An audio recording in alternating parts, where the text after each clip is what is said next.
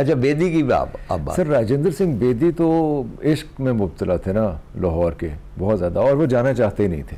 वो कहते हैं कि बेदी अपना सामान बांधते थे और शाम में खोल दिया करते थे कि फसाद ख़त्म हो तो मैं अपना काम जारी। यहाँ उनका एक पब्लिशिंग हाउस भी था, किताबें वगैरह भी छापते थे और डब्बी बाज़ार में रहते थे। अच्छा, अनफॉर्चुनेटली जहाँ उन्होंने जिक्र किया हुआ है अपनी रहाइश का, वहाँ अब वो ट्रंक पेटियों वालों ने कुछ दुकानें सजाई हैं, बाहरों पड़े हुए हैं। अर्जुन देव जी के बाग के साथ ही उनका घर था। अच्छा, वहीं पे उन्होंने पार्टीशन के दौरान जब फसादात हो रहे थे तो एक सिख को कत्ल होते देखा था, जिसकी वजह से उनकी आवाज़ गुंग हो गई थी। वो बोलने से कासिर हो गए थे, सेंसिटिव आदमी थे बहुत ज़्यादा। तो बेदी जो हैं वो लाहौर के बारे में बड़ी खूबसूरत यादें शेयर करते हैं। बेदी भी कभी वापस आए नहीं लाहौर। अच्छा, मैं आपको थोड़ा सा इस सिलसिले में अर्ज़ करना चाहता हूँ। एक तो ये था कि भाई दिलीप कुमार की जो फिल्म है दाग, वो मुझे बहुत पसंद है, वो 20 मरतबा देखी।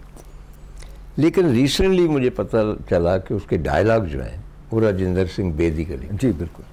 अच्छा, डॉक्टर अनवर सजाद अपने मरहूम हमारे दोस्त भी, हम असर भी, हमसे सीनियर, वो गए बम्बई, वहाँ पे लोगों को मिले, उनकी वाकफियत थी।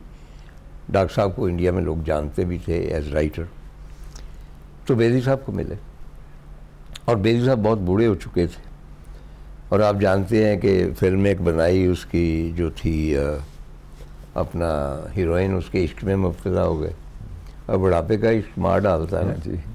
तो बहुत रोते थे उसके लिए। मुमताज़ मुफ्ती का भी मैं क्या तज़किरा करूँ, ये जोश साहब का, ये ऐसे लोग होते हैं लिखने लिखाने वाले, किसी वक्त भी मुब्तला हो सकते।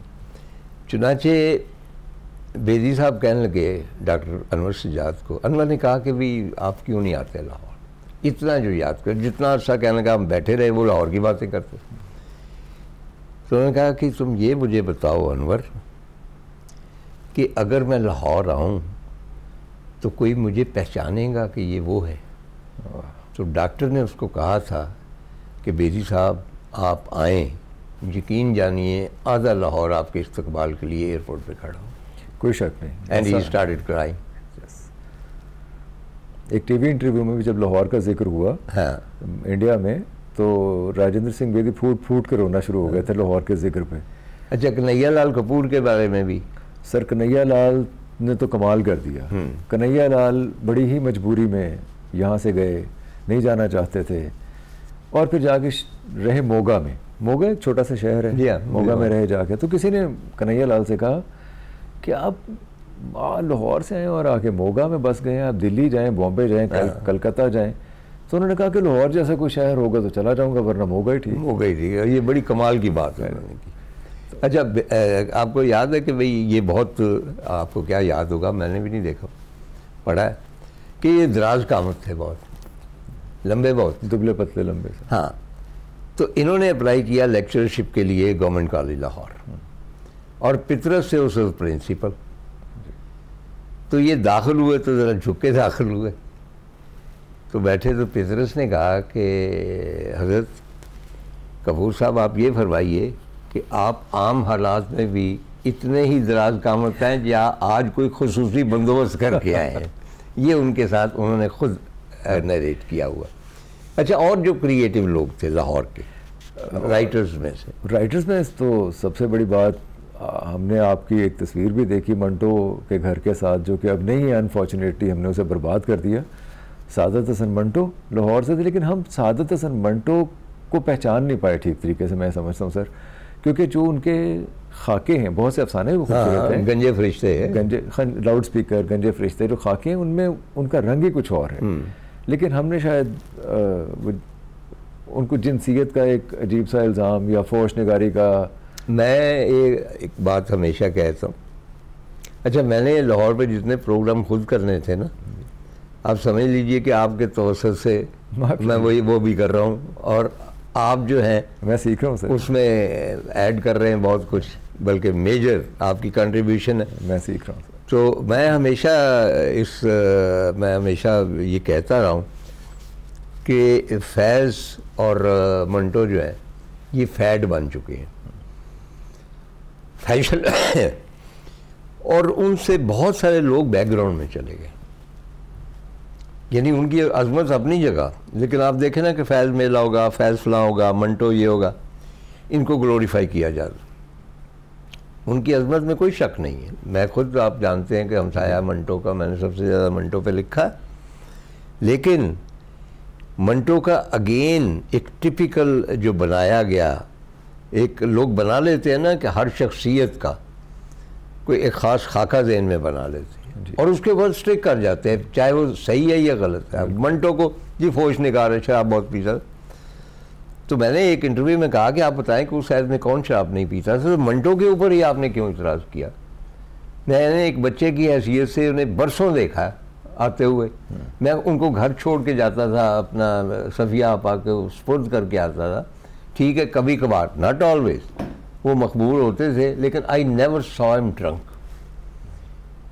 ना ही वो फोश निगारी जो है, फोश निगारी कहाँ है? अब देखें ना, जो है काली शलवार है, जी जी, काली शलवार, ठंडा गोश्त, ठंडा गोश्त। अब ये दोनों जो हैं, आप पूरा उर्दू लिटरेचर 47 का सामने रख और उसके साथ ये दो रख लें, सबसे ज़्यादा इम्पैक्ट, ये फोश नहीं है, सबसे ज़्यादा इम्पैक्ट इन दो अफसानों का होगा। जो पूरी जो थी बिस्टैलिटी और दरिंदगी, उसको ये बयान कर दिया है। बिल्कुल। जबकि मतलब मंटो ने और भी बेशुमार चीज़ें लिखी, उन्होंने एक पंजाबी अफसाना भी लिखा था, और उनकी तरफ जिस तरह कि आपने फरमाया कि उनके खाके आप देखें, ड्रामे देखें, उनके उसकी तरफ कोई ध्यान नहीं देता, सिर्फ उसके, क्योंकि that is a fed.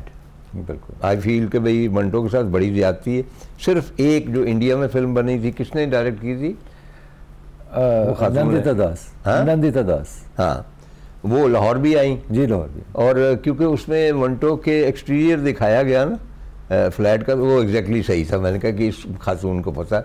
Naseeruddin Siddiqui ने किया मंटो का रोल, और उन्होंने अपने आप को महदूद रखा, मतलब बॉम्बे में। जी जी। और उसमें सिद्दीकी बड़ा एक्टर है, लेकिन मुझे सिर्फ ये था क्योंकि ज़रा मेरी तरह वो मुश्किल है, और मंटो गोरे चिट्टे बहुत थे, लेकिन सफिया आपा का किरदार करने वाली दुगल जो है, वो गोरी चिट्टी थी, and she did very well जी। तो बहरहाल मंटो साहब का भी अब यही अलमिया है, आप डिस्कस कर रहे थे। उनके जो बारी उनके जो खाके हैं, उनके अपने उस्ताद बारी अलीग पे जो खाका है, फिर उनके अपने जो बड़े करीबी दोस्त थे श्याम के ऊपर जो खाका है, जो जिन्ना साहब के ड्राइवर के हवाले से जिन्ना साहब का खाका है, बहुत ज़्यादा कायद उनका जब तज़किरा आता है तो मंटो के उस खाके के हवाले से आता है, मेरा साहब जो है। और श्याम का जो पूरी तफसील है कि जिस तरह श्याम बाद में भी आते हैं, खैर वो तो अब हिस्ट्री है। फिर सर किश्ते ज़ाफ़रान एक खाका है उनका। हाँ, मैं दावे से कह सकता हूँ अकेले में भी अगर आप पढ़ रहे होंगे तो आप गिर जाएंगे पढ़ते पढ़ते, इतना ज़बरदस्त सेंस ऑफ ह्यूमर है मंटो का। लेकिन मंटो के सारे एस्पेक्ट्स को हमने इग्नोर करके वो ठंडा गोश्त और हाँ, बस वो हम एक्चुअली होता ये कि मुझसे पूछा जाता है जी आप क्या हैं,